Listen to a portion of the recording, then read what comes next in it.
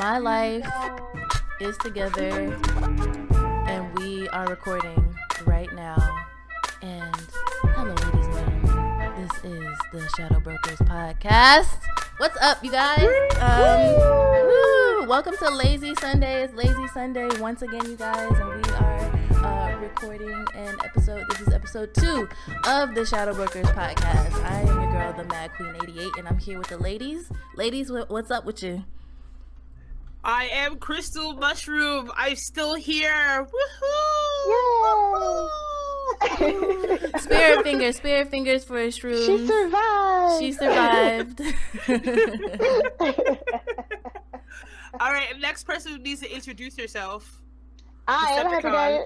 I am Soundwave. Oh no. I am Happy Daddy 88. How's it going, guys?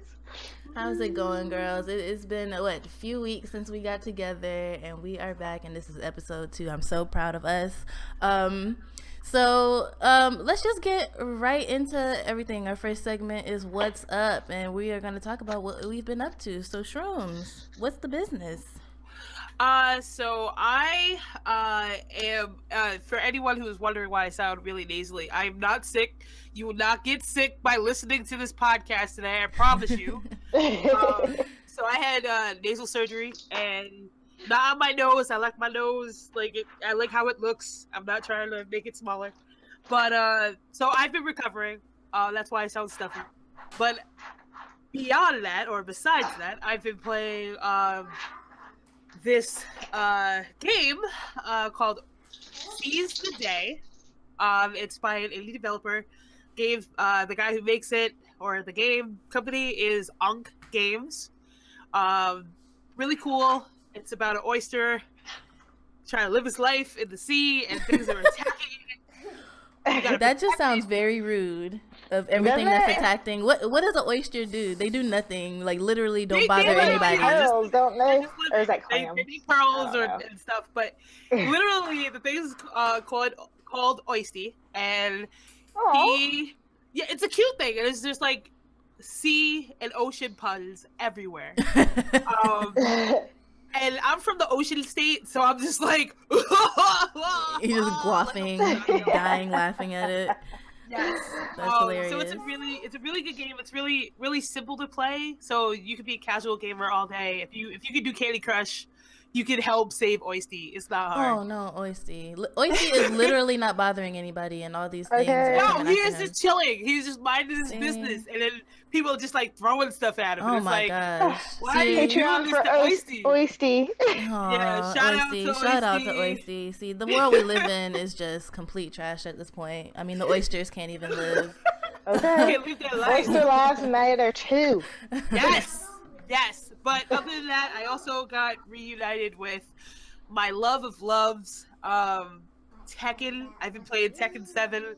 I am just so happy with that, and I'm playing Nina. I'm a Nina main. If you don't like it, come fight me. Crystal Mushroom, let's go. You know where to find me.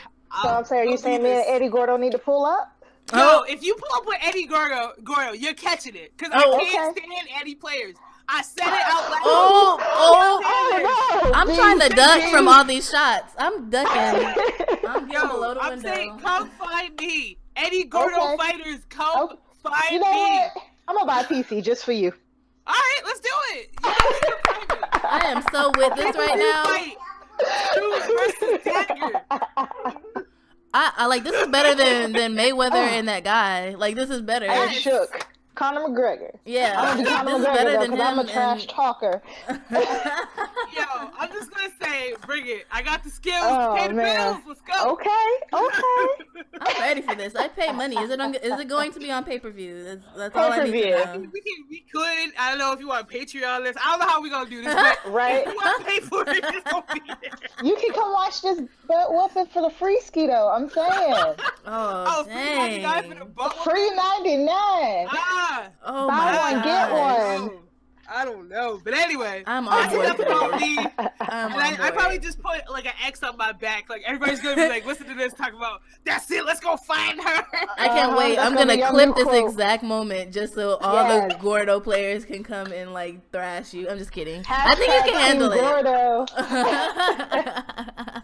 Come get it. You know where to find me. Oh my Steve, gosh. let's go. Oh my gosh. Oh well. Well, Dagger, besides Well, your then, on that impending ass whooping possibly, what else have you been up to? Really, it's been chill over here in Daggerland. I haven't been doing much. Still on Overwatch. Still trying to climb through the little ranks. Oh, Had a good day that this clip morning, that though. you sent earlier. Oh, was yeah, you need to talk amazing. about that. Quintuple though. Here's what I've learned, and I might be getting a tidbit off point, so I'll keep it really, really short. When you die, and I'm sitting there, and I know by the time I come back, I'll have my ult. I'll flick through my remaining team members that are still alive, so I can kind of see where the other team is at, and then I just launch it and pray. I was like, that might still be over there, and it worked. You killed And like that's been my new tactic. everybody. Everyone I did. died. Wow. And I hate it because it cut off right before Bastion called himself just chilling in the corner, so then I just killed him for the hell of it too. But it's okay, because I hate Bastion mains. Just saying. Can we say right now, for everybody who's listening, that was a tip. The fact that she scrolls through her teammates who are alive while death cam or watching spectator view, that's a smart thing to do. So I think that was pretty awesome. That yeah, very tactical. that out there. Free 99 again. That was the free 99. Free tip for y'all. No, That was I very am no Art of pro. War style. Like, I feel like you should write a book. I love that book. Oh.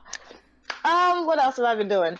I gave up. I know last time we spoke, I was on Watch Dogs. I remember why I quit the first time, so I quit again. Because I just... to beat the game I'm- through too. I'm sorry. I'm so bored. So I cannot have fun streaming if I don't enjoy the game. So Right. I can't. So, but I did pick up Speedrunners real quick because it was also free. All these free 99s today. It was free. It's very fun. If you have not played Speedrunners, it's a very short game, but you should definitely check it out. What is it about? It's literally a race. Like, it's kind of, I don't want to call it 8-bit style because it's not, but it's like a platformer, and you're running in basically a track against 4 other people, I believe. But every time you go around, it gets faster and the screen gets smaller. And if you fall out of frame, you die. So you have That to keep sounds up. pretty cool. Yeah. Yeah, it's definitely fun. I enjoyed it a bunch. But other than that, I'm just chilling and working my life away. You know, beating up little kids. That's what I do. Yeah. Anyway. Wow. That sounded really bad. I know the government's out here doing right now. And I'm not going to clarify. You know what I'm saying? Oh, so you're a vigilante. You're stuck Yes, in... I'm Batman. Batman. Oh my Yes, gosh. I've been saying that since I was like 10. Nothing's changed. I am Batman. So if Dagger ever says to you, "Hey, do you want to know what my secret identity is?" Just know. You already know. It's so bad you So can it's walk out in my there. house and tell that I'm obsessed with Batman, but that's a whole Oh, other for subject real? too. Is that much love for Batman? Oh, I can send you some photos later Oh, off man. stream. Please do. Alright. Please do. I shall. Let me see your bat cave. I'm sure. I will. Oh yeah. No. Well, the Batcave had to be dismantled because we had a Turin, but it's now spread throughout the house. Oh, the children. Although, The Turin took my Batcave. Okay. Anyway, we get off track. Kids just messing up all types of stuff around here. I'm just This playing. is the intro. They need to know this about you. All you need to know is I'm Batman. Okay. All right, Batman. All right. Crossed over with a little bit of Soundwave, I guess. Yes. Oh my gosh. I forgot. Yeah, Dagger's mic was acting super crazy and she sounded like a Decepticon earlier, so we had to fix that before we got on the podcast. But anyways, moving on to I haven't been doing a lot either. I did get a chance to stream a little bit of State of Decay earlier this week, which was great. I think I'm on like episode 9 of this series on my channel, so yeah, it's getting pretty deep, and I dig it. It's a lot of fun. Outside of that, I watched the I guess this is like a finale teaser of Telltale's The Walking Dead season 4. Oh, don't tell me. I'm not gonna say anything. They didn't show anything from the season 4 game, but they just pretty much did like a stroll down memory lane video of season 1 and season 2, and talked about Clem and her struggles through the story. I was about to cry. That was my first baby. Clementine was my first little girl, and I was just like, it's really like watching somebody grow, even though we know these are fictional characters, but just watching her struggle. And then Lee was like my boy. It was it's such a good game. That game has a very, very good space in my heart. Like, yes, it's very close to me. Yes. See, and I haven't had a chance to play those, but I've always wanted to. So now I'm like right there. You gotta at least play the very first one. If nothing else, you have to play the first one. Okay. Once you play that first one, though, you can be like, you're gonna be hooked. Well, see, I already got one Telltale game. I got the Wolf Among Us, and I love that game. I've never played that one, but I've heard it's that good. One's pretty good. It's really good. So if you're saying that that you felt this way about this character, then I'm already there. Well, Telltale is, as a company, is just dope. Ruining lives and sending us through this trauma. Yes, but good trauma. Yeah, it's good trauma. There is such great storytelling. Like, I probably cried at least twice on the first one, and I cried a few times on the second one too. This third season was good.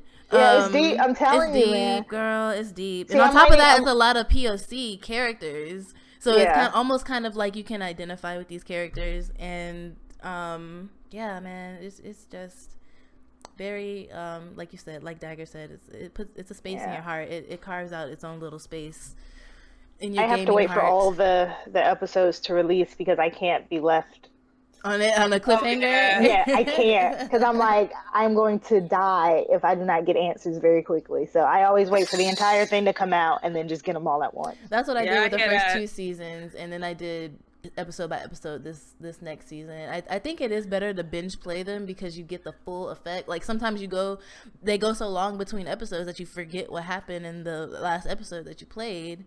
Whereas if you're playing back to back, you have it all in one shot. So it's really get sad. Your tissues ready. Yep, get your just tissues get ready. Get the popcorn. You might be depressed for a few days, but it's all good. I watched the actual season, so I mean the game can't do too much more to me. Oh, girl, listen, I watched The Walking Dead 2, and it has nothing on the game. It has nothing. Really? On the game, to be honest, the game is good and it's sad. You know, the series follows the comic, and the comic is great, but this game it snatches your heartstrings. Like, it just snatches them and crumples them up and throws them on the floor. Yes, and I am not a crier. No, this is coming from someone who is not a crier. I don't do chick flicks, none of that shit. But that game right there, in the corner. Your dude walks in like, "What's wrong with you?" Oh my gosh, Clementine! Like, I play the game. All right, I'm sorry. I need a recording of Dagger and her cry. If we review, I might have to play it for the stream. That's something that I'll add it to the thing just for you. Yeah, I'm telling you. I'm just saying, like, that could be like a rating of like a game. Like, oh yeah, this game is so great. I definitely want to do. I have it in my backlog to go back and replay season 1 and 2 for my channel. So yeah, really good game. And like I said, I watched a little trailer about season 4 and how season 4 is the last of the Telltale Walking Dead series. So that made me really sad. So outside of that, playing State of Decay and watching that trailer for The Walking Dead season 4, I actually binge watched. It's only 4 episodes right now, but I binge watched Castlevania. It's like an anime on Netflix.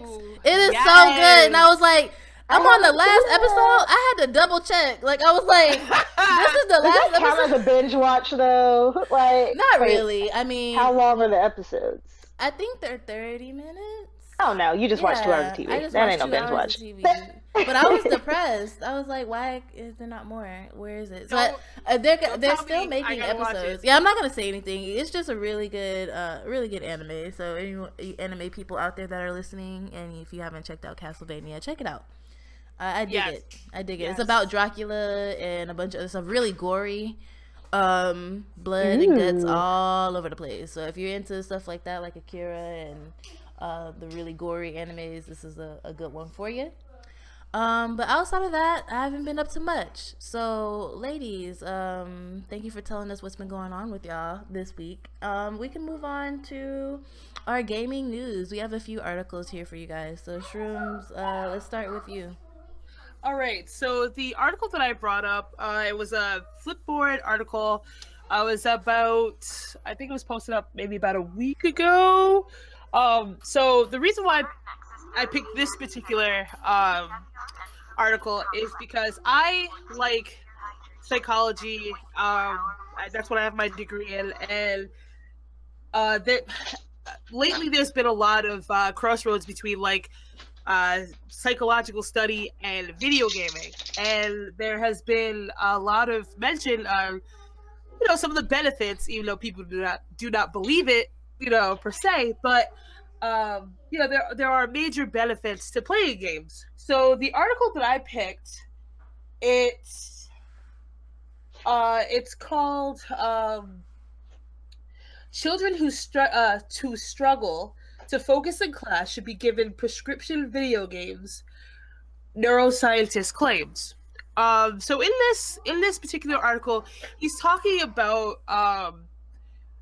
basically the benefits of individuals who have ADHD, and how they have a hard time focusing.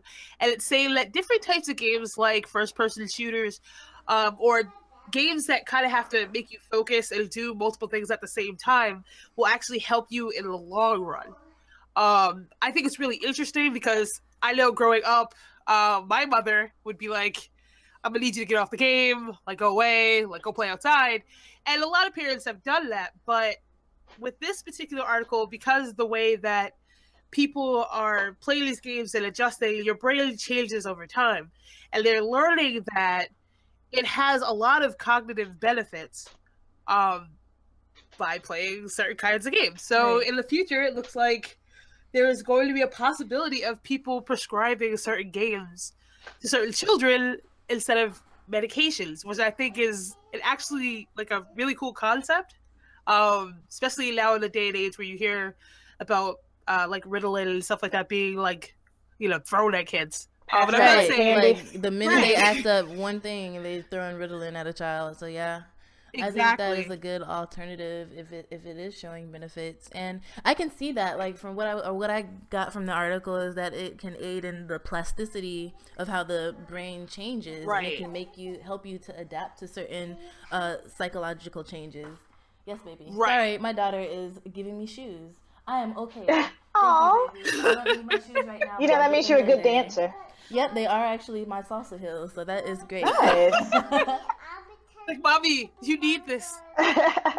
Okay, you can put them on, but listen, mommy feels something, okay? But yeah, it can aid in that, and I see that. Like, my dad has been an avid video game player for my entire life. He's the one who got me into games. I used to watch him play Doom on his PC all the time, and given his age, a lot of onset of diseases like Alzheimer's and dementia and stuff can set in. But he's just as alert and as, able to do multiple tasks and still playing video games at his age with no issue. So I do feel, especially if you start it at a young age, it can help defend your brain against stuff like that because it's keeping your brain on its toes and keeping it moving and thinking. I want to... Go ahead. No, go ahead. I'm so bad about talking over people. No, you cool. I want to say a couple of months back, there was an article of like an older lady. She had been like 80 or something, somewhere up there, and she was starting to kind of lose her memory and stuff.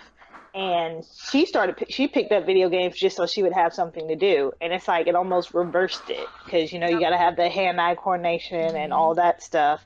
And she said if she wouldn't have started playing, and I mean she was playing Call of Duty, she was not messing around. So, right. She just dove right in there, huh? Yeah. No Candy Crush for her. She was like, let's go. Right. So, and I know it definitely has. I can attribute my multitasking to video games. Definitely, me too. I feel like I've always had great retention too. Like other people that would ask me, "How do you remember that? How can you compile all that?" Like I can remember like lyrics from songs for like no reason. I feel bad about keeping that amount of information of that in my brain. I could definitely use my capacity for something else, but lyrics are important. Lyrics are important. Yes, but it's funny that you mentioned Call of Duty, because that's one of the things that they mentioned, like talking about such as Call of Duty have been shown to have a benefit of high cognitive abilities.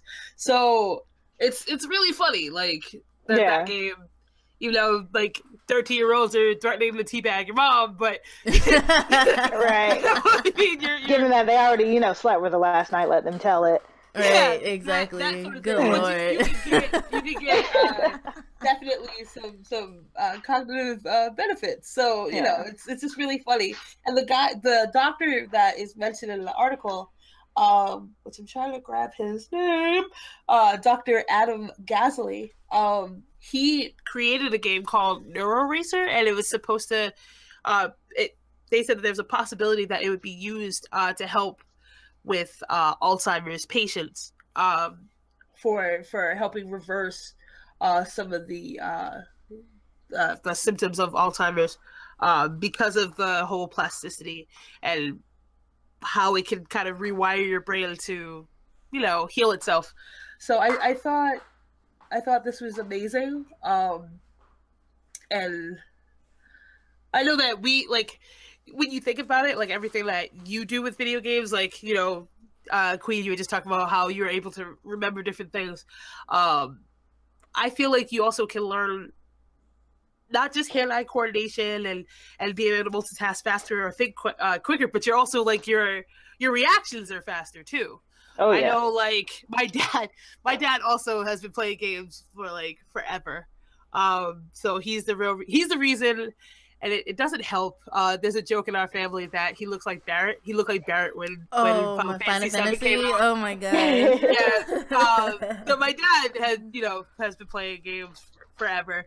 But my dad literally is like the fastest dude. Like he was on a bus one time, and he had like these.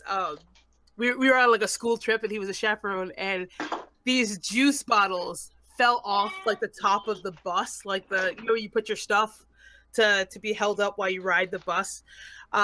They fell off, and he caught them without even looking. Oh my god! Wow! Like he like juggled them, like he caught one and the other, and I'm just sitting there going, "Uh oh, dagger!" I think that might be Batman. Don't say that. My dad does not need to know that he's Batman. Okay, he can be my Robin. Okay, yes, there you Batman. go. Yeah, he might be Robin. My dad is not wearing tights. Okay, it's not happening. Touche. Dad, if you're listening to this, no, you're not wearing tights. Sorry, Daddy Shrooms. Sorry, Daddy Shrooms. It's okay. Thanks for catching that juice, though. Well, that I think that's a really cool article, Shrooms. I definitely feel like I just can't wait to come in with my Xbox to work with my doctor's note and saying that, you know, my doctor prescribed me this game and I have to take it like every 2 to 4 hours, so I'll be in the break room. Thank you. In 4 hour increments. Yeah, exactly. So I have to take a dose while I'm here at work. So yeah.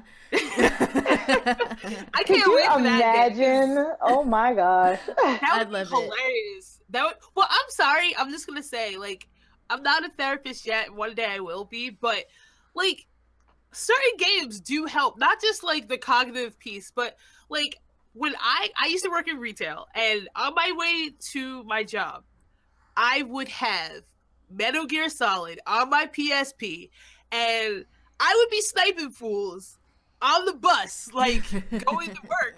And clearly I was like a model employee. Like no one ever bothered me. I was never mad because I would take out any anger that I had or was going to have and just be like, all right, Snake, we gotta do this. We need to kill him. All of Speaking them. of going to work and video games, Dagger, your article Nice is very segue. interesting. Yeah, no, that was nice, right? It kind of just came to me. Go ahead. It just came I to like me. it. So yeah, Dagger, let's talk about these menses and why they not going to work no more. So, according to Fortune.com, the title reads, "Young American men are choosing video games over work in staggering numbers."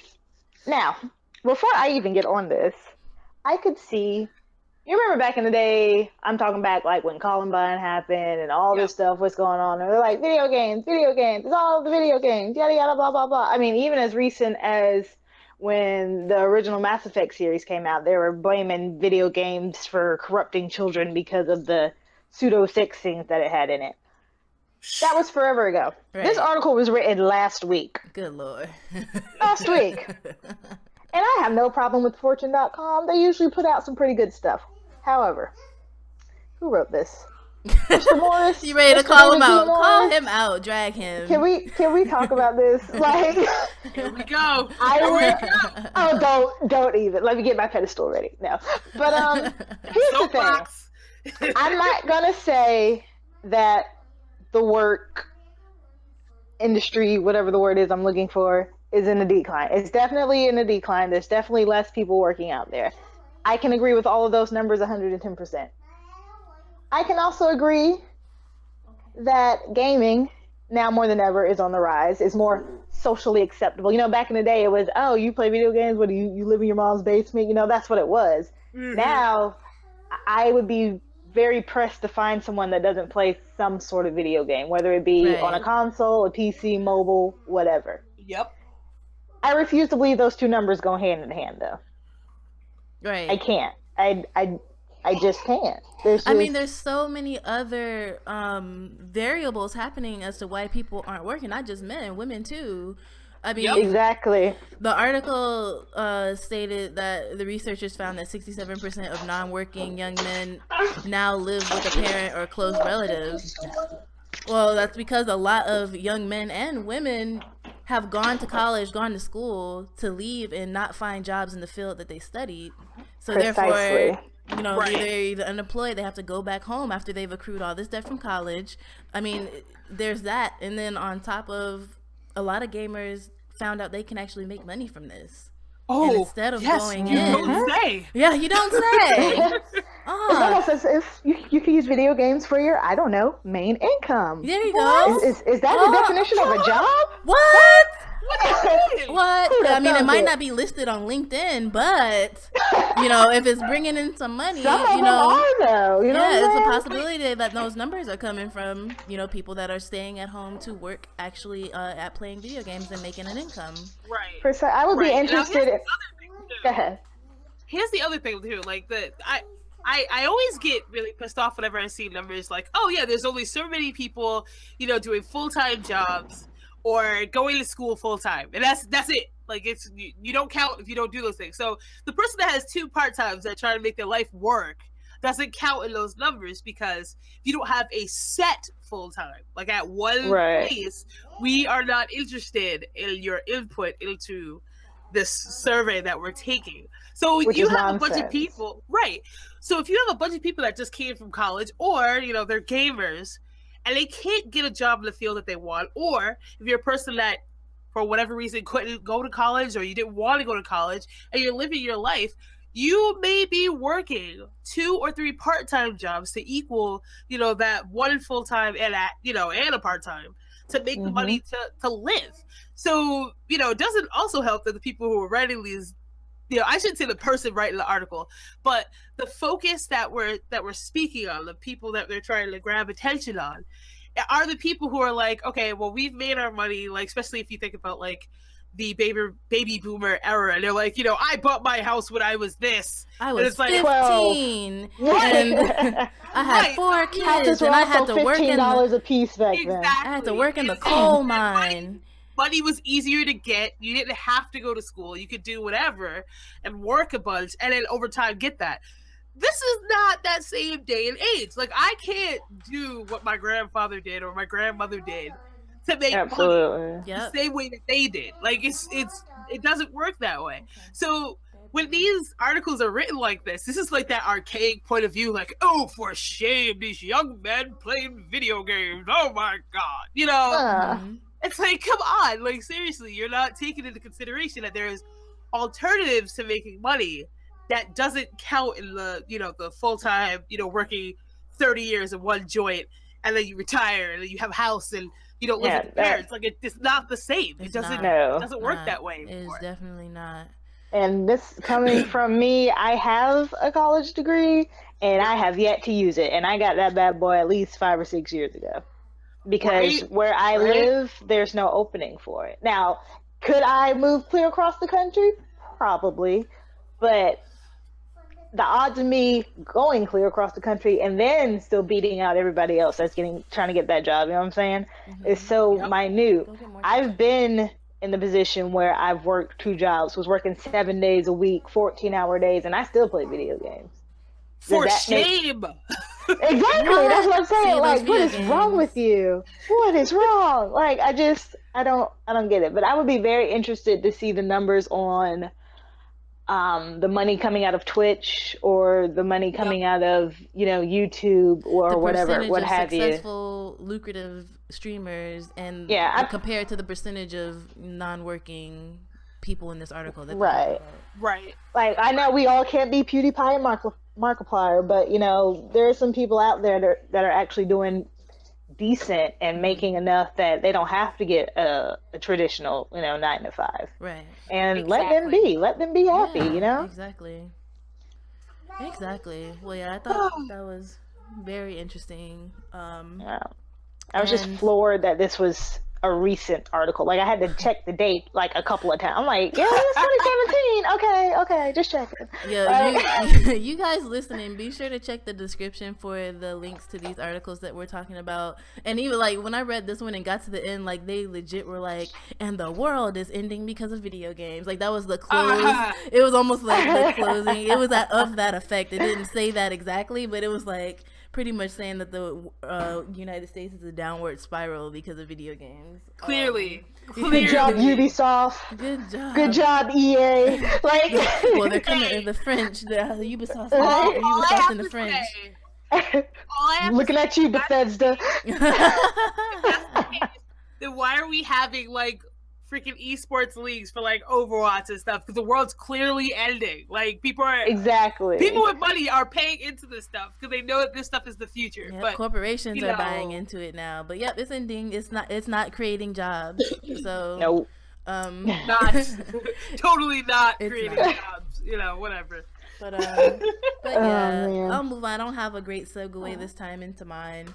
This article that I picked up and read is from Polygon, and it's kind of piggybacking off of Shroom's article regarding the psychological benefits of playing video games. But this is actually a psychologist fighting the fight, saying that there should be no rush to pathologize. I said it wrong again, you guys. Pathologize. It's all good. Pythagorean theorem. Pathologize. I was like, I missed that paragraph. Pathologize. Said it wrong again. Video game addiction. And he says that doing this is dangerous. Dr. Anthony M. Bean, a licensed clinical psychologist in Texas, thinks the idea of video game addiction is misguided at best and dangerous at worst. He and his colleagues suggest that efforts to include this new category of disease in diagnostic manuals is driven not by sound science, but by a climate of moral panic and political pressure. And I think that kind of goes in with your article as well, Dagger. Like they're trying to demonize video games at every front. They're trying to say it's stopping people from working. It's becoming it's a psychological addiction. And basically this psychologist wants to stop the proposal to include gaming disorders in heavy air quotes in the Diagnostic and Statistical Manual and the International Compendium of Diseases. And I guess these are manuals that psychologists use to diagnose. Yeah, Shrooms, you would know. Yeah. Shrooms, you would know for sure. I have one. Yeah, DSM is like the Bible of psychological theory, or like if you go to any therapist or psychologist or anything like that, you're gonna have somebody that has it like sitting on their shelf, and you get it every year. You get the new one. It's always updated about every year. Yeah, and it's crazy. Like I totally agree with what he says in this article, because it's insane. Like, one, we don't have a definitive diagnosis out. Like, it's not like, does he have night sweats when he's playing his video game? Right. Does he rage quit? Oh my god, he was rage quitting. He flips stuff when he's angry. Oh, he definitely has threw his controller once. That's definitely behavior of addiction. Like, there's nothing to really say like what this addiction is. And so it's kind of like, just jumping to conclusions. And like it did mention in the game that there are like people who are trying to make money off of this. Like, there are like severe like camps in like China, and I know I heard in South Korea, where people send their kids, like, this kid has been on the game all day, like, this, that. So they send them to the camp, and they basically reprogram these kids to play video games. And there are articles for it. I can totally put them in the description later, but there are articles for it. And it's just crazy, because it's like, who's to say that you actually have an addiction when it comes to this? I mean, it's no different than any other hobby. Are you going to say that someone has a yoga addiction or a dancing addiction or a reading addiction? Like, where does it stop? I thought that was the best part, when he was like, okay, you got a person that goes to a library and they read a book and they can't stop in the middle of a good part. Like, what's the difference between them? Are they addicts because they can't put down a book? I am. You're a book addict. You're not helping. I am a book addict. Time for me to I'm sorry. What medication do you need for this? You can't take my books away from me. No, but I have two major issues. Well, now I have three, given that camp thing. Like, that's like sitting, back when they have, I don't even know if they still have them or not, but they're like, oh, I'm going to send you to gay camp so you can come back straight. That's that. They are still around. Yeah, absurdities, I say. Those absurdities. Are just blasphemy. But terrible. My thing is two things, and I'm not trying to throw my boyfriend out there or anything, but if there's a video game addiction, he would have it. You know what I'm saying? And I feel like they're just trying to blanket over a deeper issue. Now, you can have an addictive personality. You can be, diagnosed with some kind of addictive something, but don't just straight up say it's video game addiction. There's something deeper than that. You know what I'm saying? And maybe shrooms, you can correct me if I'm wrong, but because it's been so long since I've been in a psychology class, but it took them so long to officially even put the term psychopath in the DSM. And then they ended up changing it to like antisocial personality disorder or something. So for that, which we know is a serious thing that is out there and needs to be treated, to take so long to come through, and they're like, oh, video game addiction, that sounds good. Let's throw that in there. That I don't, it kind of cheapens the whole thing. You know what I'm saying? Exactly. I totally like agree wholeheartedly on that, because it just, there's not enough research, it's not enough anything on this topic to even say, what would be an addiction. Like, you just can't put that out there. And on top of that, like, the thing that I'm worried about is just like, how many people have been misdiagnosed with stuff. So just to have somebody be like, yeah, we have the video game addiction out there, it's in the DSM, and it looks like this, because there's going to be more articles like the Fortune one coming out, like, oh, your child may have video game is your child, if your child isn't working and plays video games, commercials. it's coming if that's the case. And the sad thing is, it's not about the person who's actually sick, it's about the person who can make money off of this. How can how can I get this in my pocket, or how can I get this out there so that people will pay me to share their child or a significant other or whatever? And it's just like, no. You know what I mean? Like, this is no. Like, does little Johnny sit on the couch all day for 46 hours playing video games? He might have video game addiction. Try this pill. Side effects may include going outside playing basketball. Oh my gosh. I can't. Exactly. And just to put it out there, if this actually does happen, unfortunately, the loony bin wagon is coming for both me and my fiance. Oh god. Same. I'm gonna be right there with you. I'll be in the chain gang too. I'll be welcoming y'all to jail. Yeah, exactly. Like, I just asked that my straight jacket is purple. Yep. I'm just gonna tell you, and this is another family thing, so you guys can use this term. My mother, growing up, because we all played video games, like all of us except for my mother. So if she sees this article, she's gonna be like, oh, I knew it. She used to family meeting right now. Yes. My mom used to call us vidiots because we used to play video games. So that was her joke term. So who knows? I may have a shirt made that says "Vidiot" or "True Vidiot" on it. Do it.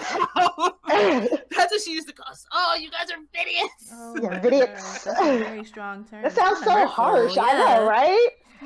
Like, I don't know what that means, but you hurt my feelings. Hold on. Yeah, she was just saying that instead of like being a gamer, there was no term for it, so that's what she called it. But my mom is a very loving mother. Don't come.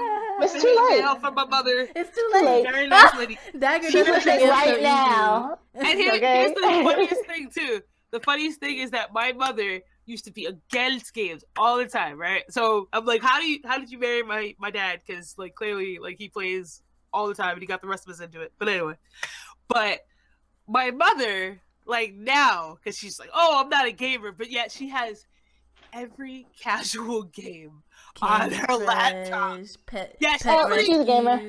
She's the hidden objects type lady. Like she like crime scene.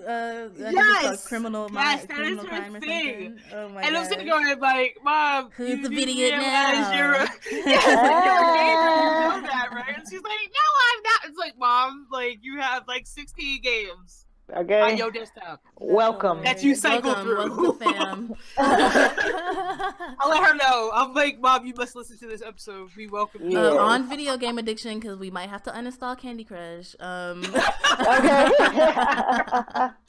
But I definitely think that pretty much they just took the concept of addiction and overlaid the words alcohol and drugs with video games and called it a day. And that's the proposal that they're bringing.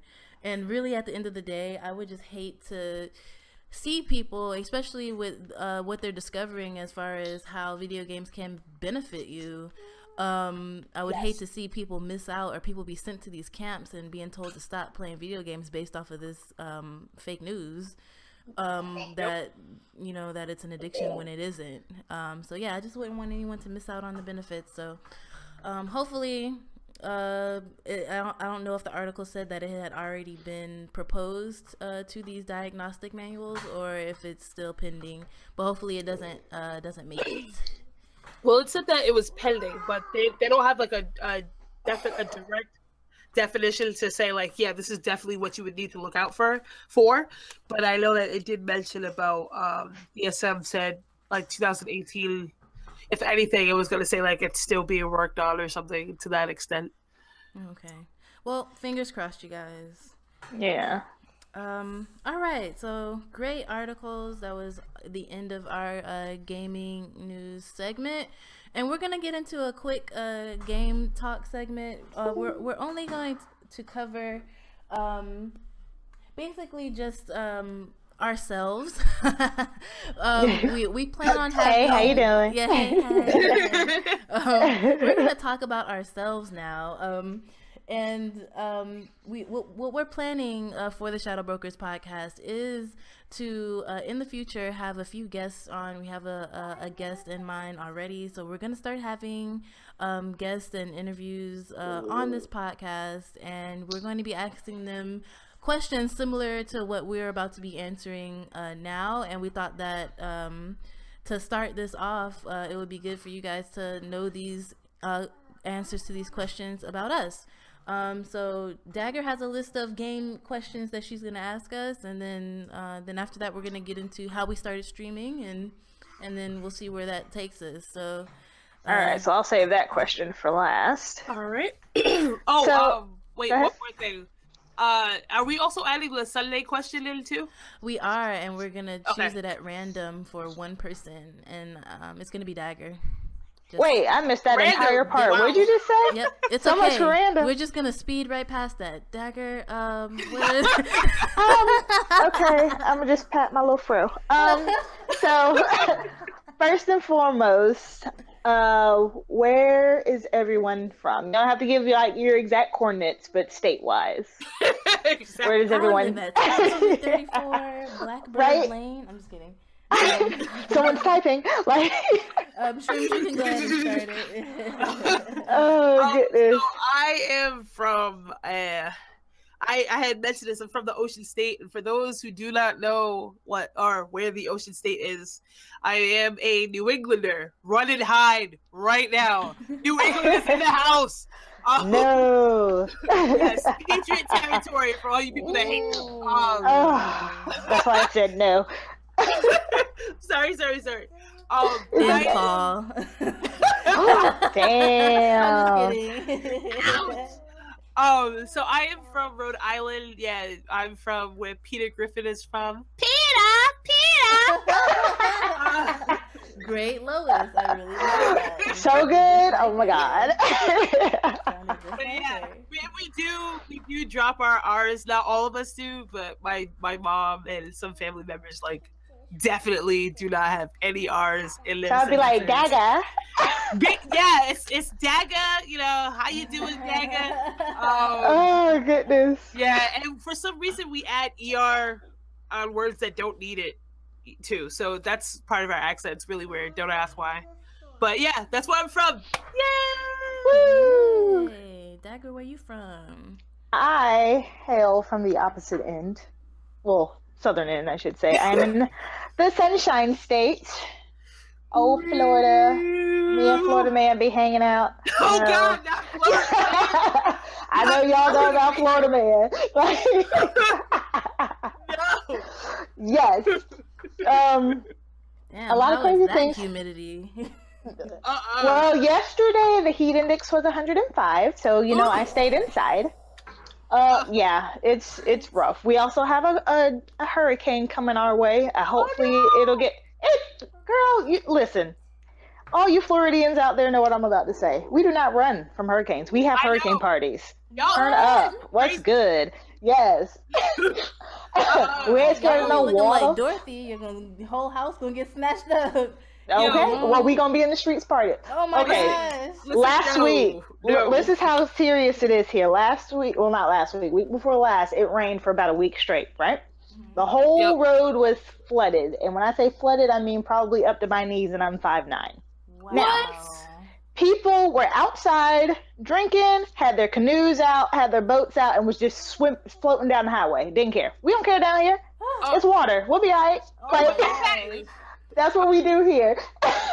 See, and I feel bad because, like, in Rhode Island, we have blizzards, and that's how we feel about snow. Like, people like see snow, and they're like, "Oh my god!" We're just like, but see, we're the opposite because our streets froze one year because our winter was, oh my god, it actually touched 30 degrees and it had rained the day before. And the whole city shut down. We didn't know what to do. They were throwing sand all over the place because we don't have salt on backup. It was a mess. I could have told you what to do.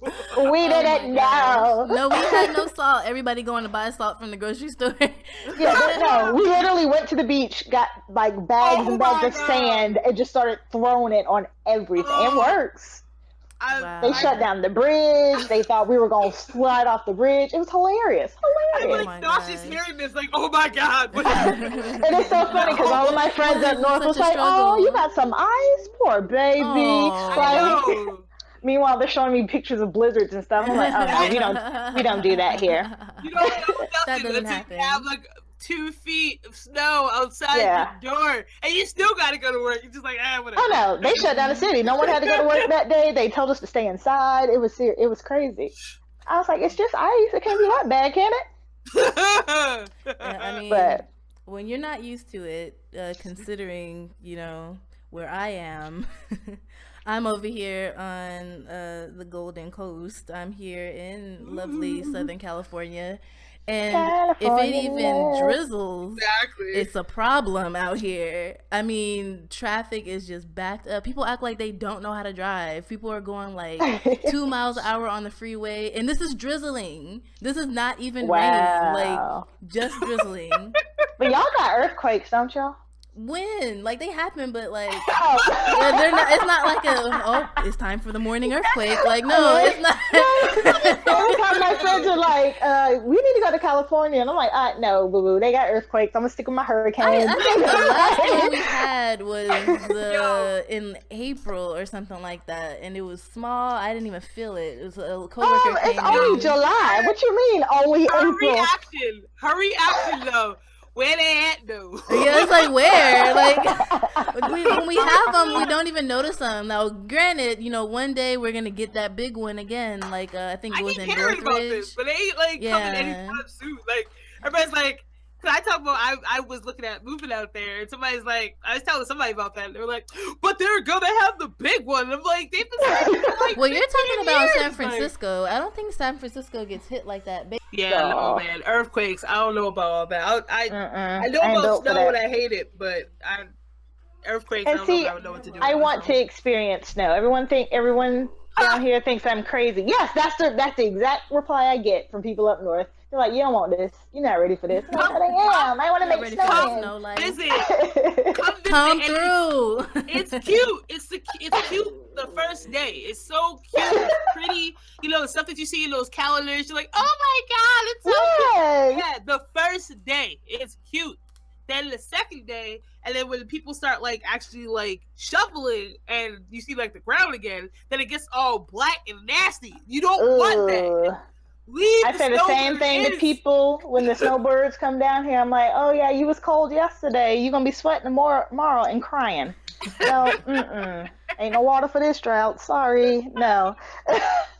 So that's cool. It looks like the podcast has us from all over. We have Rhode Island, we have Florida, and we have Southern California. We're covering both. All points. We're covering all the coastuses, right? So let's move on to the next question. Middle of the country, but that's okay. I'm okay with that. There we go.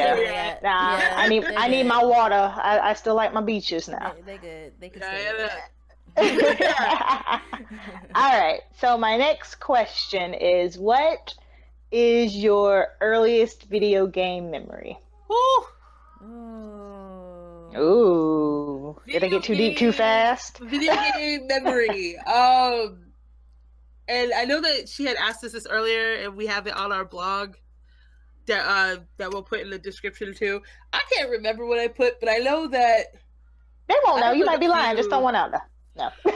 Well, I know that. So my parents used to have like straight up DOS. So we used to play games on DOS too. So I know I used to play Wheel of Fortune and stuff, but I may have put something else instead. But I know my earliest one is maybe about 5 or 6, and having this little computer that my parents, we used to code, the simple coding. Yeah. I'm throwing out my age out there. People are like, what the hell is that? But I remember we used to have to do that. We used to have to put it Wheel of Fortune or Jeopardy.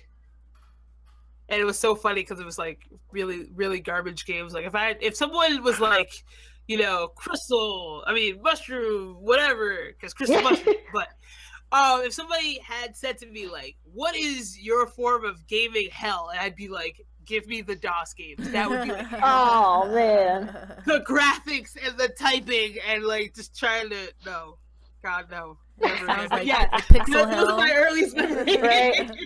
So Pixel Hell is your earliest memory of gaming. Okay. Yes, I'm Pixel so Hell. sorry. Oh, tragic. Dagger, what's yours? Okay, so for me, I had to dig deep for this one. Oh, damn. When I was, I don't know, it ain't that deep, girl. No, but when I was younger, so me and I have, let's see, two, four, six-ish cousins, and we live all over. And during the summer, we would all go to my grandma's house in Alabama, a little country town, Alabama, and it's me and one other female. The rest are guys. So we kind of always grew up rough and tough and, doing quote unquote boy things. So my dad has four brothers. So we'd all get together and we'd all sit around the NES and we would have Mortal Kombat competitions. Hey. Or tournaments, I should say. Granted, we were like, when was this, 92, 93? I don't know. I was like 7 or something. I don't do math. That sounds too much. But no, I was 6, 7. Doesn't matter. You were a child. I was a little one. I was a little children. So obviously I wasn't good at the game, but we would like get out early and then just sit off to the side and watch my dad and my uncles play. And they were like so good at the fatalities because back then you had to know the combos and all that stuff like super fast or it didn't work. Right. And we would just sit there in awe and be like, oh my god, his head just popped off, like so that is my earliest memory, is sitting around with my uncles and my cousins and playing Mortal Kombat on the Those are Nintendo. like the best memories when you get with a group of people, especially when you're younger, a group of people and just playing. Like those are the best memories of gaming. Yeah. For sure. Yes, it is. I guess I have two. Well, I'll do one is for sure. I think the earliest is because it's before I had my own console. Was watching my dad play Doom, and I would like hide. Oh my god! I would hide under his desk because I was so terrified of those floating heads, the red ones and then the blue ones. I was so scared. I would just like I just scream, and I'd get under his desk, and he'll be fighting them and trying to kill him, and I see his dude because you remember the old Doom, his face would be in the bottom. Yeah, he's getting beat up. Yeah, his nose started bleeding. So I'm watching this guy lose his life, and these heads are coming at him, and I was just so terrified. But I loved it. I would not leave. I would stay there for hours with him and just watch him play, and I would love it. And I guess the earliest memory of me actually playing was when my dad got me Sega Genesis. That was my first console, and I was 4-ish, probably going on 5. And I had bunch of different games, but the one that I remember most from that console was, of course, Sonic, and then the Disney Lion King game, and that second oh my board. Goodness, F that game. Like so much rage. A 4 or 5-year-old should not rage this hard. Yes, no. And I was raging. It was terrible, but I loved it. I couldn't put it down. I wish you didn't even mention like Sega games, because now I got freaking Alex the Kid like stuck in my head right now. God, did I hate that game? Oh goodness, Terrible. That's funny. But yeah, like no, absolutely not. Nope. Yep.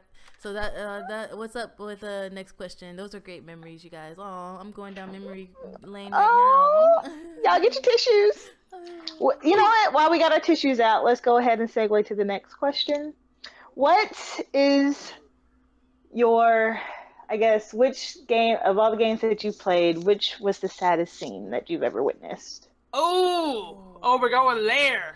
Oh, damn. I promise we'll come back up. The saddest scene ever witnessed in a video game. Yes. I can go ahead if you need to think.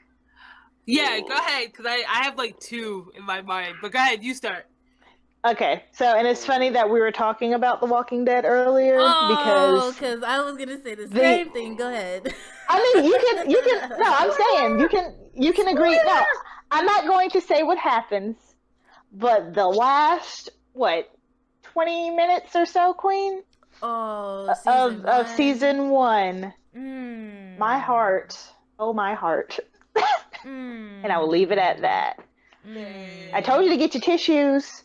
Yeah, and I'll say the same thing. That scene, that ending was terrible, and I definitely cried on that part. But I think the time that is the saddest for me, and is still the saddest scene from a video game for me, as well, is Telltale's The Walking Dead season 1, but it was at one point when main character 1 was consoling main character 2. This is for the sake of shrooms. I don't want to spoil anything. No, we're gonna force her to play it. So I know, so you're gonna have to play play it it now. Yeah, you're definitely gonna have to play it now. But basically, you have to answer a question on whether you think something is possible or not. And you can either you remember that you can either be real and tell the other character that this is what it is, or you can lie. So and she remembers. If she remembers, she always remembers. The Walking Dead players out there, you know who remembers. She will remember. So it's like, it was so sad for me because it's just like, it was like talking to my daughter almost, like trying to tell her something that could really happen. It's so sad. Okay, let's move on. Shrooms, what was your saddest moment? So I have like. So it's sad. It's sad because it happened, but I'm like, this is gonna sound jacked up. So I'm gonna say this moment because it's the only one that I can think of as of right now, and I know that there's gonna be one like later on. And I'm just like, wow. So the saddest one that I can think of is Eris's death in Final Fantasy VII. Spoils. I know it's like a 20-year-old game, but I did just start playing it. No, it's okay. I just started playing Final Fantasy VII. Go ahead and eject that one out next. I feel so bad. It's okay. It's a 20-year-old game. Like, how can I be like spoils on something that old? Like, it doesn't matter. No. Yeah, you know what? I feel bad because now that I just mentioned it, I can think of a better one from the same game, but it's all good. You're in there. Just keep going. So I'll say both because here's the thing, and everybody's probably gonna be like, "What? How could you say that, Chris? Mushroom?" I keep saying Chris. So I sound so jacked up. And there's gonna be so many people that are gonna hate me for saying this. I was not a fan of Ares. I really wasn't. And I think that kind of like how she kind of like forces herself on Cloud. Like, I was like, I just don't like her. I want him with Tifa. So when that happened, I was just like really like sad because even though she was a good person, like that shouldn't have happened. But I actually can think of another like moment that's like really truly sad. So I told you guys that my dad looked like Barrett. And don't tell me to go too. No. I was gonna say R.I.P. No, that would be awful. There's a scene where so you go to Barrett's town and when you end up finding out whatchamacallit. Go ahead, I'm sorry. well, when they go to his town and you end up finding out how he got the gun arm and why he gets the gun arm. And I think that's actually like a really, really, really sad like story and moment because you end up finding out that Barrett got the gun not for himself. Like he was in a really jacked up situation with a best friend that like ended up like losing it, and he like. I feel like I'm like spoiling stuff now because you just said you didn't know that Ares stopped. I was like, damn. But basically, what ends up happening is Barrett's daughter is not his own. Meryl is not his daughter. It's actually his best friend's daughter, who ended up losing his mind because his wife was killed by Shinra, and he went on a revenge kick and he like shot up a bunch of people and. Barrett got the gun arm to try to protect people, and he ends up getting mistaken for his friend at some point, and it's just all kinds of sad because they're from like this really, really rundown town, and you find out like all the stuff that Shinra does behind the scenes, and it's really sad. But if you guys don't, some people be like, I don't want to hear that. But if you think about the sad scene that most people think of, that I think is still jacked up in a way, it's Ares' death. So those two really hit me hard in that game. So I've only made it just past where sector wherever they're from is destroyed. And oh damn! I just sad. Like ruined a bunch of stuff. Yep, damn, that was so sad though. Damn. So it's like I know. Feel the cry right now.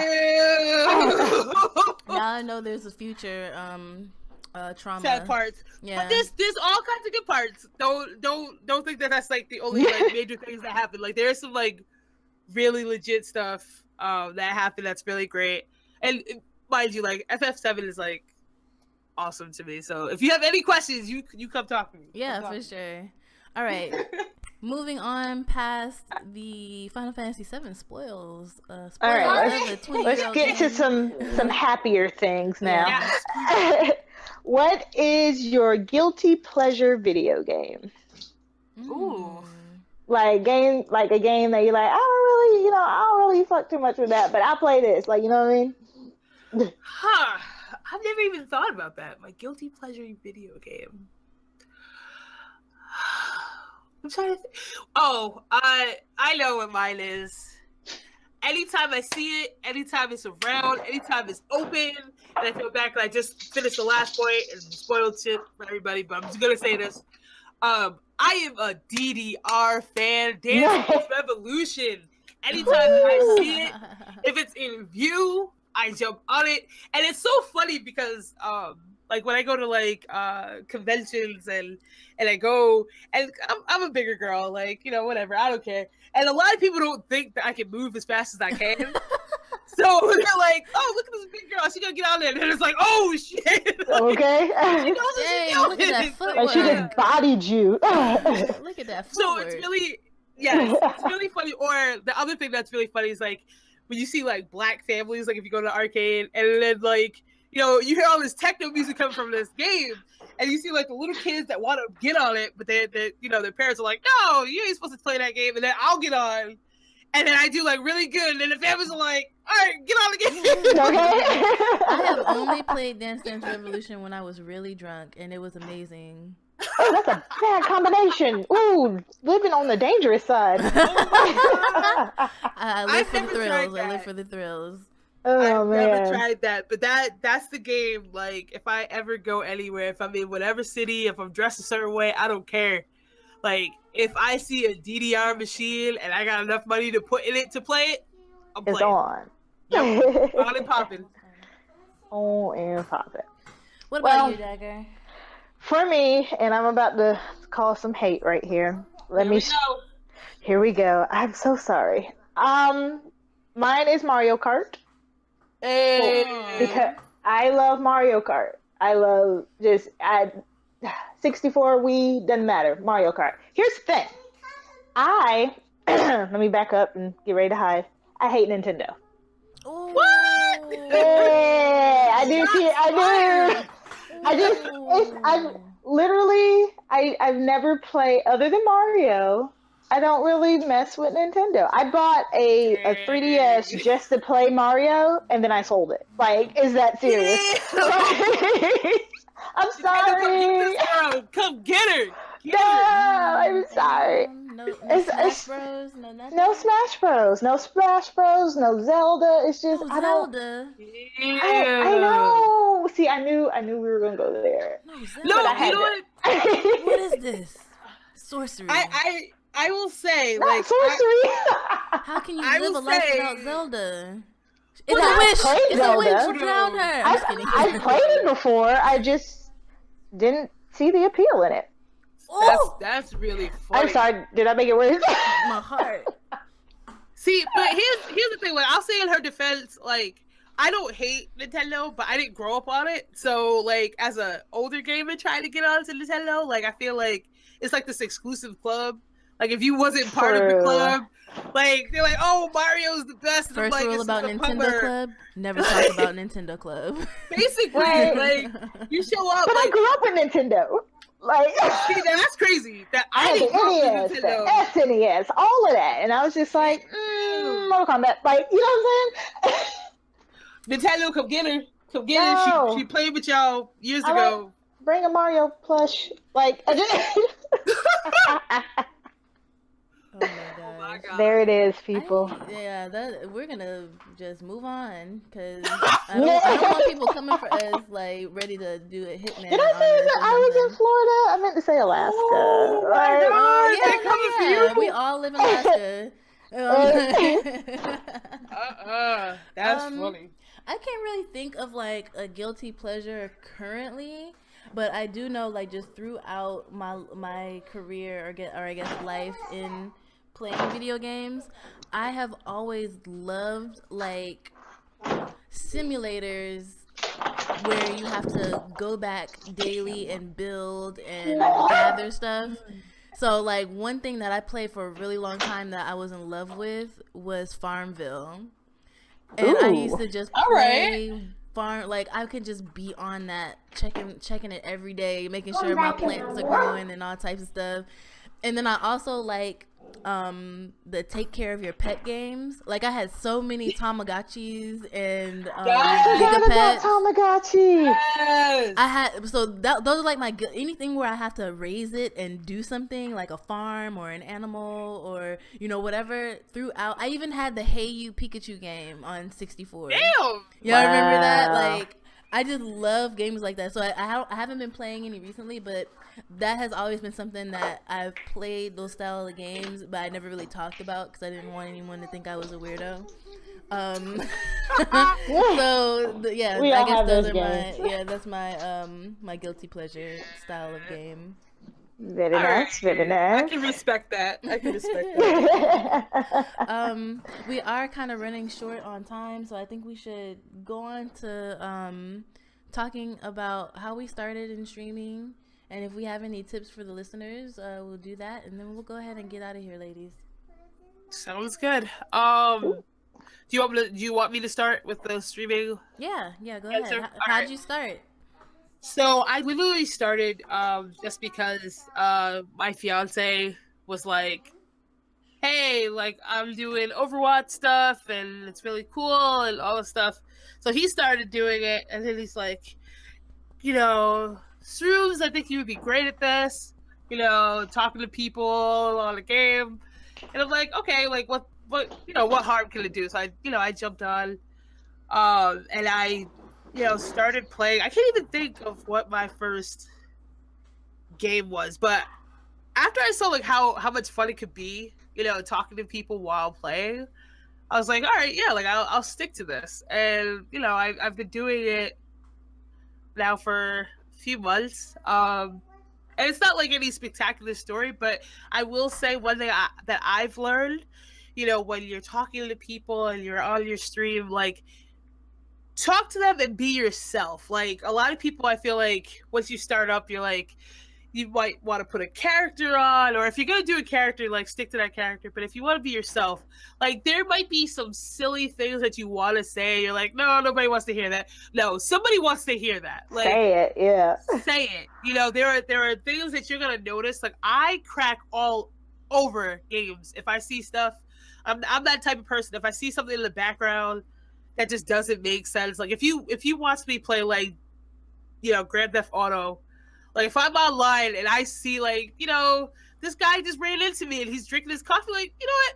Fuck your coffee. I'm smacking it out your hand. Like, how dare you? And I'll say that. So, that type of stuff. It's funny. So, be you if you're going to be you. Be you as best you can. And just talk. Just talk, feel the air, because you are a lot more interesting than you think you are. Absolutely. So let the people see you shine if you're gonna stream. Be you and be the best you can be. That's all I gotta say on that. That was beautiful. That was very G.I. Joe-esque. Yes. You know what? It was all to really. Oh no, it was more Captain Planet. I felt like the power was mine after that. Oh, the power is yours. I felt that. Nice. I definitely feel like the power is mine. And listeners, the power is yours. Definitely be yourself while streaming. Dagger, how'd you start? And tips for future streamers. All right, so I started actually this year. I originated from YouTube. I was like, you know what? I want to make YouTube videos. Didn't know really why. I wanted to do it, but it was just something that kind of always just weighed on my mind. So I gave it a shot. I enjoyed it, but I learned that I hate editing with a fiery passion. Hate editing, you know what I'm saying? So then I would just put raw footage up. and it's still up there if you ever see my YouTube channel. Don't judge me. I'm going on it now. Don't do it. I watched the replays, okay? So I'm all for well, no, the YouTube replays are channel. fine. I'm talking about my original, like my very first YouTube video is cringy, but I like to keep stuff up there so I can see. It's bad, but so I can't remember what my first stream was either. I wouldn't be surprised if it was Overwatch, to be honest with you, but I feel like there was something before that. I'm not sure. So I actually did not start streaming until I want to say March, April-ish, even though that doesn't sound right. But I got the encouragement from the Black Girl Gamers group, for those of you who are familiar with it. Yep. And because I was like, you know what? It's no different than sitting in a room with, your friends or whatever and just clowning on games together. So I was very nervous about it. I am not a talker, which is hard to believe here lately, but if you know me in person, most people are like, why would you want to stream? You're not going to say anything to anybody. I am very stranger danger type person. Like, don't come over here. I don't know you. Don't talk to me. We're not friends. You know what I'm saying? That's me. But it sounds so harsh. I'm sorry. But so I had to grow out of that. But I love it. My channel's steadily growing. It's still a smaller channel, but I think I'm almost at 200 people at this point, so we're getting there. My advice is a lot of gamers, especially the girls, think that they cannot stream because they're not a pro at a game. Throw all that out the window. I am not a pro by any means. I have a very basic setup, and I just got mid-silver tier, with Overwatch. So, but the people who want to watch you are going to watch you for you, not necessarily for what you're playing and how you're playing. Because there's going to be 100,000 other people playing the exact same thing that you're doing. Yep.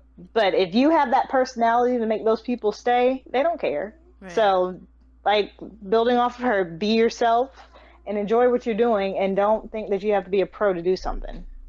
Some of the best moments, the most organic streaming memories I have is because I've done something stupid on the stream and we just sit back and laugh about it, So yeah, that's definitely good advice. Cause I always feel like I'm garbage and I feel like I should turn it off, and it's like hearing that, like, I know I'm garbage. I don't care. I know I'm garbage. I don't care. I am constantly failing on stream, and it definitely makes it for a good time. Like, I'm constantly killing characters on State of Decay, and you don't get characters back in State of Decay. Once they're dead, they're dead. So right. I definitely get this very organic, I fucked up, and now I'm sad moment with my and then when you do something bomb, everyone's like, oh yeah, everyone cheers you. It definitely, it's a deep reminder of couch co-op and passing the joystick around and everybody cheering each other or laughing at each other, but it's just not through a computer, it's through a screen. So yeah, definitely, having subs or followers watch you and go with you through a game journey makes things all the better. Yeah. So I'll if you're done, I'll go ahead and talk about how I started. Go for it. I have several abandoned YouTubes, maybe two, floating around on YouTube somewhere, because I started doing hair videos. Really? Natural hair stuff and I'm typing right now. You'll find it under Everything Amber. It's somewhere out there. So I have hair videos and what I do to my hair and stuff like that, because I really enjoyed recording and editing video and figuring out audio and all that stuff. So that's where I started as far as content creation. And then from there, I realized, I like my hair, but I really just don't do things to my hair every day. Like, hair is not that important. If you watch any of my streams or any of my videos, my hair is always a mess. So, I mean, it wasn't something that I was super interested in. So I stopped doing that. And then I went to following and making reviews and discussion videos about The Walking Dead, the TV series. Oh, okay. So I did that for a little bit, and while I was doing that on a separate channel, I was also on a podcast called the Chemical X Podcast with a few of my friends, and we would talk everything from games to movies and movie trailers and all types of stuff, all types of nerd culture stuff. And I would always talk about what's up in gaming news. And, you know, I've always been playing video games throughout my life. And so once I got on this podcast and realized this is what I like to talk about, this is what I like to do, a lot of my day is dedicated to playing video games, why don't I just start covering video game content on my own channel, and maybe eventually once I have the equipment to do actual gameplays, I'll do it. So that from there, you know, I just started making reaction videos to game trailers, talking about games that I want to get, talking about E3. And eventually I just progressed and I was able to do my first stream from my Xbox to Twitch. And I would just export and put everything on YouTube. So it really was just this big evolution of figuring out what I actually want to cover. I know I like to create content, so what did I want to do? And once I landed on gaming, it just took off. I ended up building a PC. I covered a video on how I built my PC and now how I'm getting into PC gaming. And now I have the ability to record decent quality videos and put them up. And now the ability to live stream. I think my first live stream was the Telltale The Walking Dead series on Twitch. Nice. For the third season. So it's a really good process, and I guess my advice to any future streamers out there is don't let equipment hold you back from starting. You can start at any point, whether you only have the ability to react to video game trailers, whether you only have the ability to talk about games that you're playing or gaming news.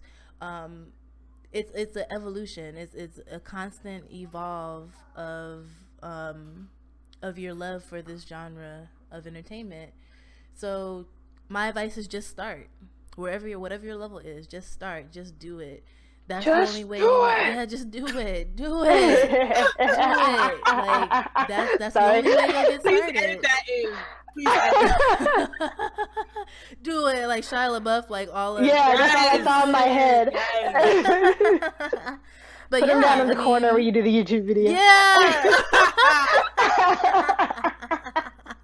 Definitely think of Shia LaBeouf and, you know, just start making content, like, and then eventually you'll have the ability to stream, but you just have to respect the process and you have to you know, keep going. So I think I've been making content over 3 years, but I say maybe sometime last year I actually started streaming gameplay. And I'm up to about 225 subs on YouTube. I don't stream to Twitch that often anymore. It's actually been a really long time. Come back to us. I know I have about 12 or 13 followers on there. I just abandoned it, so maybe one day I'll get back into Twitch. Do you have commitment issues? That's the second time you said you abandoned something. I think so. I maybe I do. Because they're just sitting out there in the interwebs. My poor Twitch and my poor other YouTube channels they're homeless. No one to take care of them. I'm a horrible mother. No. To the channels, not to my actual child. I'm actually a pretty good mom. I know your kids probably like turn around like, what? Yeah. You're like, what did you say? She's gonna throw a heel at you. Right? What are you talking about? But yeah, so that's my advice, you know, just do it. Just start. Whatever level you're at, just start. And it's good when you can look back at your old videos. Like Dagger was saying, your old videos are cringeworthy, but it's crazy looking back at the progress that you made from there to now. Yes. Exactly. So yeah, you guys, we are going to end this second episode of the Shadow Brokers podcast. I'm so proud of us, you We guys. did it! Episode 2. Let's break out the champagne. We made it to another episode. One more thing before we get into social medias. We are gonna have more guests, and anybody out there listening that believes they would be a great guest for this podcast, please feel free to email us at shadowbrokerspodcast@gmail.com and let us know if you want to be a guest. Also, we will be letting you guys know what guests we're having in upcoming episodes. And you guys can also send us questions for these guests at that email, shadowbrokerspodcast@gmail.com. But one thing that we will be asking all of our guests at the end of an interview or an episode is a gaming question, and right now we're going to do it with one of our cast members, Dagger. I selected you as the random... Who say what? So, this is the question. Okay. Since we release our podcast episodes on Sunday, everyone knows that Sunday is Lazy Sunday. Who likes to do shit on Sunday, right? So... Not me. I'm sorry. It's Lazy Sunday, and you're your favorite video game character. What are you doing? Oh... I'm my favorite video game character? Yeah, who are you and what are you doing? Or one Lord, of your y'all favorite already think video I'm game crazy. characters. It could be anybody, but go ahead. So, my favorite video game character is Voss from Far Cry 3. Okay. Anybody who's played it knows he's a little not wrapped too tight. But what would I be doing? What would you be doing on Lazy Sunday? What would Voss be doing on Lazy Sunday? He would probably be taking a grenade launcher out to the river, going fishing that way, I guess. Blowing up the fish and the alligators and the sharks and what have you. Oh, wow. That's an interesting way to fish. That's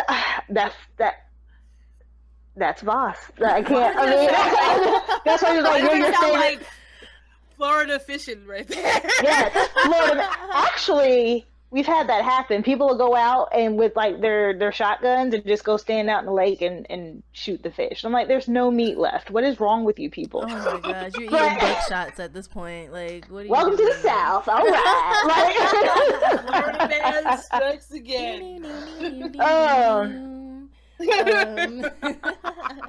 Great. Now we not backwoodzies. Hold on now. So yeah, Voss isn't. I don't know if y'all have ever played Far Cry 3, but he's a little crazy. He's not a little. He's a lot of crazy. So he would be doing something pretty chaotic, for the hell of it. Lazy Sunday. Okay. I dig it. Oh yeah. I dig it. Great answer. All right, guys. So this is the end of episode 2 of the Shadowbrokers podcast. Let's go around and give out our social medias. Shrooms, where can we find you? So it would be Crystal Mushroom at Twitter, Crystal Mushroom at Snapchat, Crystal Mushroom at Instagram, and you can also find me on Twitch and YouTube at the same names. Also, if you'd like, I've mentioned this last time, but if you ever want to listen to any of the voice acting stuff that I have, please feel free to go to www.soundcloud.com/Crystal Mushroom. Surprise, surprise. So yeah, that's where you can find me. You are everywhere, girl. I try.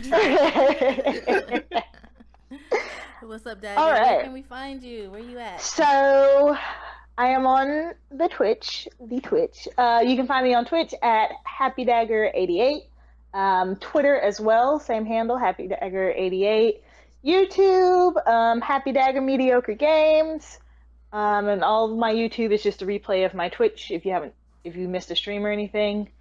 And that's about it. I mean, if you want to email me for whatever crazy reason, you can at happydaggermediocregames@gmail.com. I know that was a mouthful. I apologize. But other than that, I mean, that's about it. Cool. And I am your girl, the Mad Queen 88. You can find me on Twitter at the Mad Queen 88. You can find me on Facebook at the Mad Queen 88, and on YouTube where I stream at the Mad Queen 88. And Twitch is the same, but like I said, I haven't really been streaming the Twitch. Maybe one day I'll pick it back up in the near future. So yeah, definitely feel free to hit any of us up on Twitter, and also email any of us at the shadowbrokerspodcast@gmail.com if you have any questions or want any information. Be sure to follow at Shadowbrokers Podcast on Twitter as well. Is that our Twitter? Yes, it is. Yeah. Or you can short it to I'm gonna mess this up, SBPcast. Oh yeah, at SBPcast. That is our... Either way, it'll pull up, but I try to throw some stuff out on there too as well. For sure. All right, awesome. Cool. So yeah, people out there listening, hit us up. What's up, Shrooms? One other thing.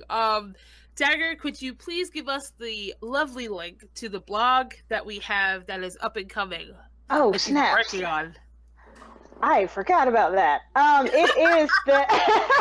I had to find it real quick. I've already locked myself out of it twice. Anyway, it is the shadowbrokerspodcast.wordpress.com. What? It's official. Yes, The it Shadow is Brokers official. podcast has a blog, and we are We going in to start there. uploading content or writing content for that blog. So you guys be ready for that. All the links to all this stuff will be in the description here on either YouTube and on SoundCloud. So yeah, just look out for all the stuff we're trying to bring you guys. Yeah, definitely stay tuned. So, And if you have any suggestions, feel free to tweet them at the Twitter page as well. Or you can say nice things to us because we always appreciate that. yes, we like nice things. We like feed nice off of words. compliments. That's how we eat. That's how we live. That's how we pay our bills.